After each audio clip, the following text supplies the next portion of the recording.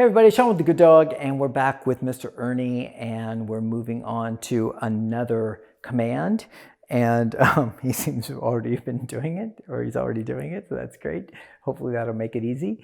So just to prep everybody where we're at, so we've done prong collar introduction, we've done place command, we've done sit, we've done prong collar heel, but we have not done down. So, and down, as everybody knows, can be a bit of a challenging one. He's a little bit of a live wire. He can get, he can be stubborn and he can get super amped up really quick. So we'll have to see how, how we play this. Let's see, we're going to do it on the placemat. We could do it on the rug here, but I think for a lot of dogs, what you'll find, if you're struggling with getting a dog to do it down, if you change the surface that they're doing it on, you'll oftentimes have an easier time. Now, we did downs with Ozzy on just this, on just the regular, whatever this rug is.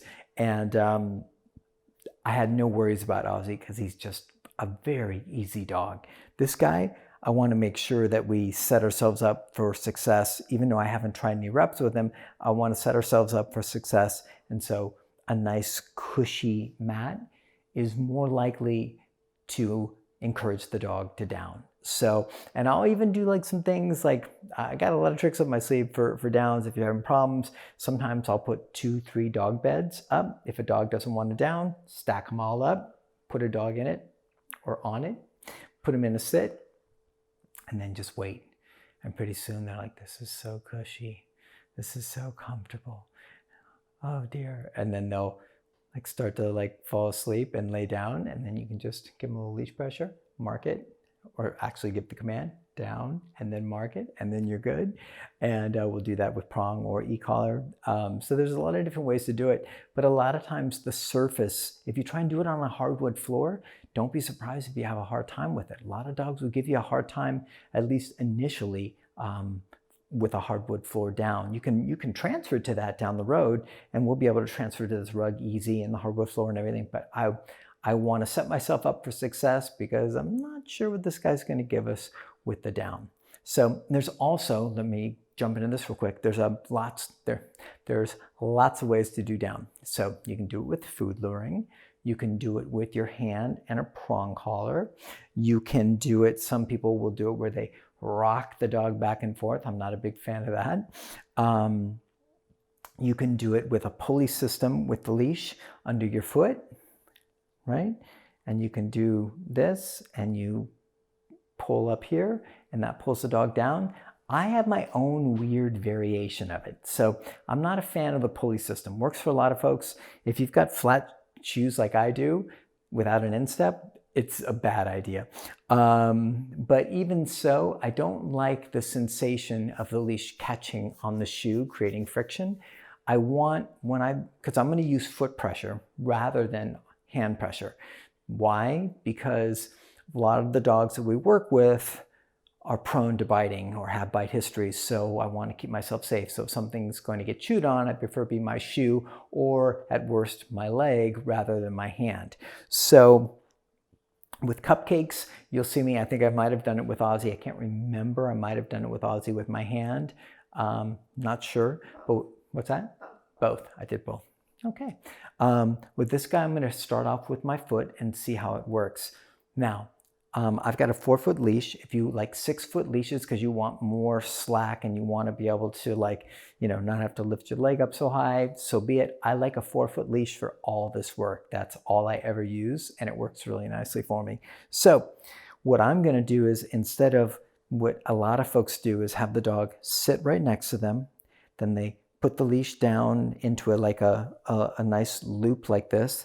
They step on it and they say down, and then they start applying pressure up like this, which creates pressure down like that. I've already taken this prong collar. And where the buckle is typically, the D-ring is typically up here, I've already spun it around so it's facing downwards. So when I apply pressure with the leash, it's going to pull this way. I don't want to I don't want to cause him to twist his neck like that or like that because the prong collar is up here. So first thing, make sure if you're doing leash and prong, spin the prong collar to where the D-ring is facing down along with the leash. So let's find out what we get, and I'll show you my own version how I do this. Let's go. Come on, buddy. There you go. So first I'm going to put him in place, and then I'm going to put him in sit. Once again, not once again, but something I don't know if I covered is it's a lot easier. You can definitely at some point go just straight to down, right? You can call a dog to you, down, easy peasy. But in the building blocks of getting to that point, it's much better, much easier for the dog and for the trainer if you start, like I said, on a soft surface, put the dog into a sit, and then the down is a much easier next kind of physiological motion, right? So, or physical motion, I should say, rather than trying to have a dog who's standing and then try and have them go into a down, very unnatural. So first get them into the sit and then pressure down. Let's go, bud. Place. Sit. Good. Now what I'm going to do is I'm going to drop the leash. I'm going to put my foot here, down. I'm going to apply very light pressure, down. And I'm just going to feel him out, down. And see what he thinks about it. We're right in no man's land here. Now I can go heavier, or I can wait and see what he does. Good. So take your time. Hopefully you guys got to see it, like, oh my God, he's stepping on a leash and prong with his foot and just stomped the dog into a down. Did you see how gentle that was? It's really, really soft. That's his first one ever with leash and prong down. And you saw it. Like, I don't know how it's going to go here. Like, he could explode and gator roll and come up the leash and maul us all. I have no idea. But what I want you guys to see is that the way I do it, like I said, let me explain a couple other things a little bit more clearly, is that the reason I also don't do the standard obedience where the dog's next to you, drop the leash down, or drop the leash pulley and have the dog down, is because your average owners are not going to have the dogs in these like obedience rituals or routines where the dog's going to be right next to them, like marching along, down, great, heel, They're just living their life with their dog, right? And 99% of the time, what are they going to do? They're going to call their dog to them from wherever their dog is, cross the house, cross the yard, in a park, on the beach, somewhere. Dog's going to come up. I'm the dog, going to come up to you. Then you give the down. This is going to be the way it's going to look. It's going to be handler looking at the dog, or you, handler, looking at me as the dog, then asking for the command, which is why I teach the command facing the dog rather than sideways to the dog. To me, it's way more natural, and it transfers much more easily when I start moving to off-leash recall with knee collar. Call the dog in, dog comes running towards me, down, the dog's seen it a million times, boom, right in front of me. That's what owners are looking for. They're not looking for this fancy stuff. So, and if you're an owner and you are looking for the fancy stuff, then go like chase down a bunch of like high-end obedience stuff if you want real precision stuff. I don't even live with my dogs like that. I'm not interested in having dogs that are like these little, like, little soldiers doing everything just perfectly like that. I want them to be polite, respectful, and reliable and listening, but I don't need them to be in this perfectly articulated kind of positions and things like that. So that said, let's go. And let's go, bud. Come on. Let's see if it gets any easier as we moved through it. So we found ourselves in no man's land. I waited it out. I want to make sure I articulate that really carefully. So when I had pressure on the leash, and once again, if you notice, I also didn't have my foot on the ground and the leash under my foot and then applying this pulley pressure up. What I did was I had the leash in this nice U shape about this far off the ground, and then I placed my foot on it much like a hand. So that means that the pressure is going to feel very natural and smooth. So basically what I'm trying to do is I'm trying to imitate what a hand would do when a hand would pull a dog down into a down like that, but I do it with my foot. The whole point is do it with your foot. Don't lose your balance and fall on the dog, but do it with your foot so you're safer. This puts your hand in a really dangerous place. I'm not into it unless I'm working with like an Aussie or something like that. Okay, here we go. Let's try it again. Place. Sit. Good. Drop the leash. Down. Pressure. Wait. Down a little bit more. It's just my shoe.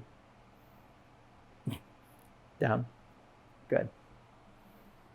Once again, easily distracted. The air conditioner came on and like that caused him to stop more than anything. Now, when you find that, you're doing good, bud. When you find that and he's kind of stuck, can you pan down a little bit?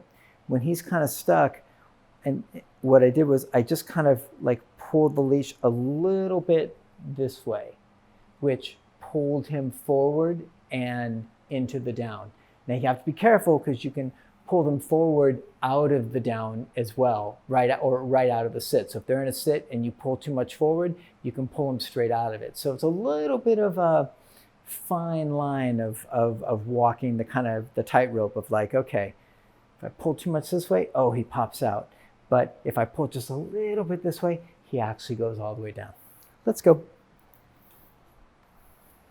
Nuance, baby, nuance. Watch the dog, figure it out, take your time. Place. Sit. Good. Got my leash in a nice J, and it's about, I don't know, 8 inches, 9 inches off the ground. Lift my leg. It's my right leg I'm using. Down. Down. Good. Let's go. Now I'm going to get in, come on, let's go. I'm going to get into a bit of a rhythm. What you'll start to see is that this should get better and better. And then eventually, if you're working with the dog and you're just trying to like, say, even if you're using e-collar, you're starting to move to e-collar and you've done a bunch of downs and he's like, well, I'm not really into it. All you have to do is really like lift your foot up, and your foot is a cue that the dog's seen a million times. You're asking for the down, and instead of having to go down or anything like that, you just put your, I don't know, you can't, can you pan down? So if I'm trying to get a dog to down, he's on a mat and he's like, I'm not into it. All I have to do is go down and lift my foot up. And it's not a threat that I'm going to kick him. It's that that's what he's seen a bunch of times for the actual foot on the leash. And so then that will cause most dogs, all you have to do is like lift your foot up and they're like, oh yeah, I got to do the down. So anyways, just a little tidbit there. Let's go. Place. Good. Sit. Good. Down. Down. Good. So you can see he still gets in this like no man's land, right? So I want to get him through that. Okay, so we're gonna do a bunch of these, and I want to see if we can get him through the position or through this kind of like where he's stuck a little bit. And once again, I don't want you guys getting in a rush, and especially in these early stages where you're asking for the down, and you're like, oh, he knows it. He's done it for me 3 times, and then he's stuck. Maybe he's distracted. Maybe he's not motivated. Maybe he's confused. Like, don't drop the hammer on him. And it's easy to put too much pressure on the leash to make it happen. That's not what this is about. This is about repetition, repetition, repetition, being fair and teaching the dog this word and this pressure means this. This word, this pressure means this over and over again. There's time to correct down the line, but this isn't it. Let's go. Come on, bud.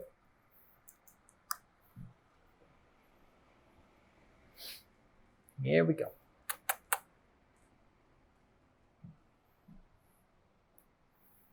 Place.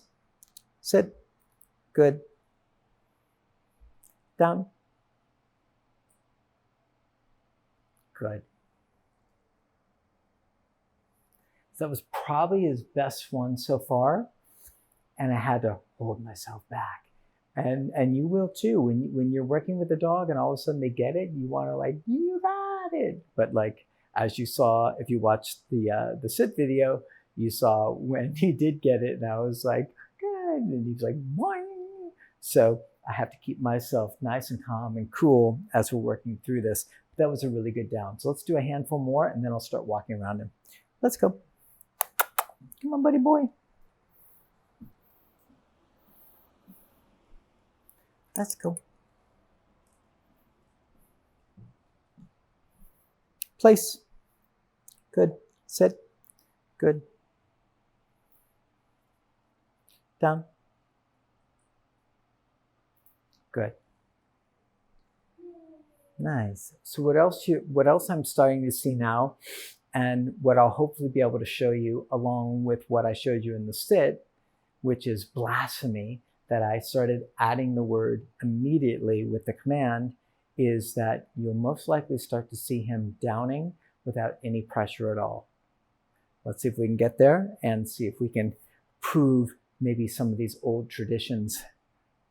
Not necessarily wrong, but maybe there's room for them to be updated. Let's go.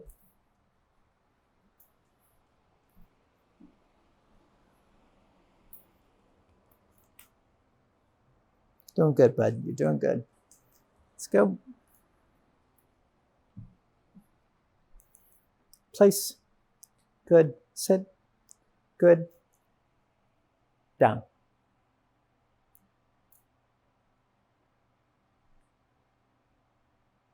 Good. Let's go.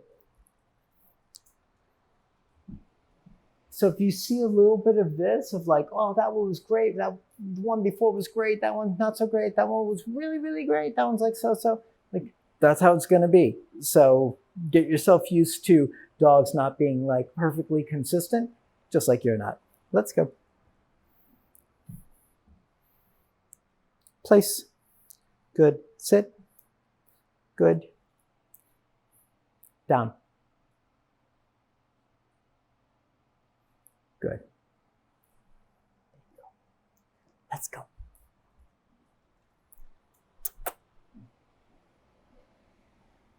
Couple more, then I'll start walking around him. Come on, buddy boy. Place. Good. Sit. Sit. Good. Down.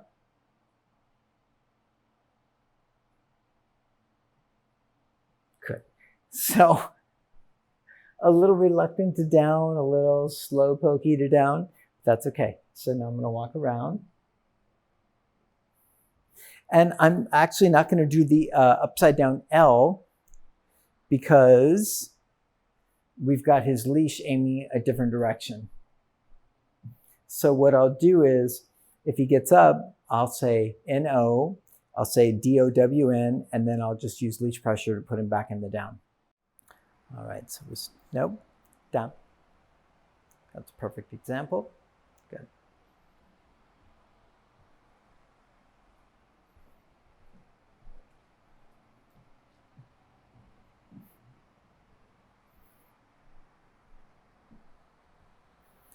And a lot of folks talk about like, well, if you don't use treats and you don't use a watch me command, you don't use look, how do you get the dog to actually give you eye contact or pay attention?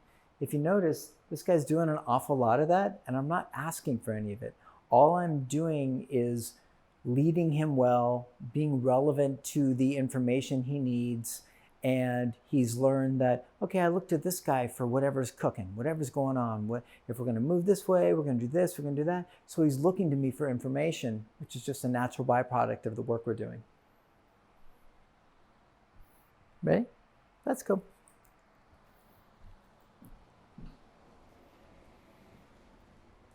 Let's go. Place.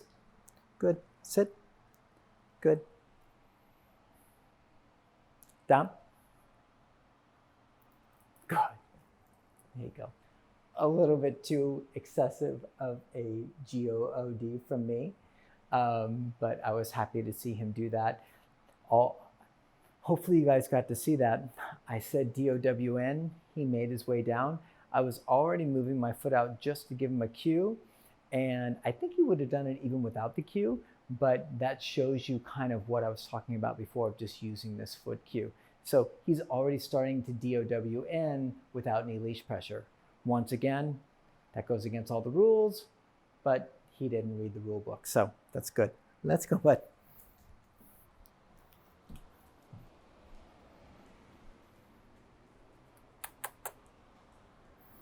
Come on, buddy boy.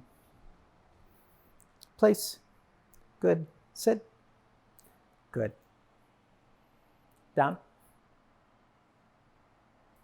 Good.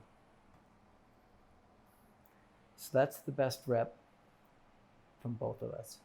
So he did it really, really well without any leash guidance, leash pressure, or foot cues.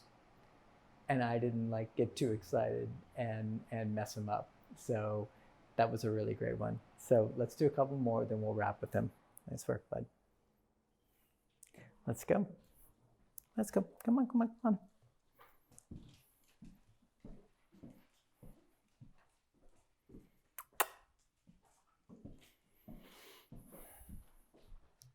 Place. Good. Sit. Good. Down. So we're at a standstill. Down. Good. So that's the foot cue I was talking about. And I was also talking about how you're going to see like reps that are like, oh my God, we're at the promised land. And then what the hell was that? There's the problem. Oh, you know, it's going to happen. You're going to be up and down. So just try and be really patient. And what you're just shooting for are reps to where you get the dog into a great space to where the consistency eventually shows up. And like, who knows why the couple times before, perfect downs. And then who knows why that one, he just was like, well, I have no idea. So he wasn't distracted by anything. It's just in his own doggy mind. But let's do two more, then we'll wrap. Let's go. Come on, bud.